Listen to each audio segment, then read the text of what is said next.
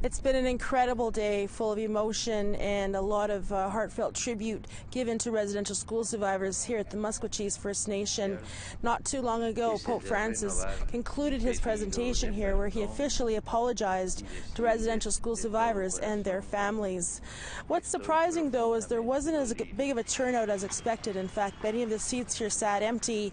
Maybe it was the fact that it was tight security here, we're not quite sure, or there is a genuine distaste for the Pope coming to visit here at Musqueam. But those that were in attendance did hear his heartfelt words when he said that he begged for forgiveness for all that was done to residential school survivors and indeed their families.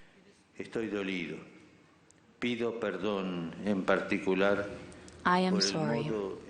I ask forgiveness in particular for the ways in which many members of the Church and of religious communities cooperated, not least through their indifference, in projects of cultural destruction and forced assimilation promoted by the governments of that time, which culminated in the system of residential schools.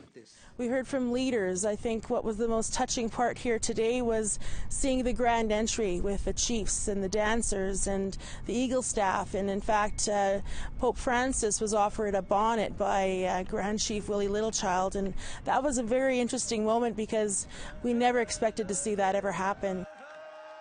So next stop today is the Sacred Heart Church in Edmonton, where the Pope is expected to address parishioners and more survivors in the city. Tomorrow morning is the Commonwealth Stadium, where he's expected to give a Mass, and then Lake St. Anne tomorrow evening. And we'll be there every step of the way, providing you more stories. Back to you in studio.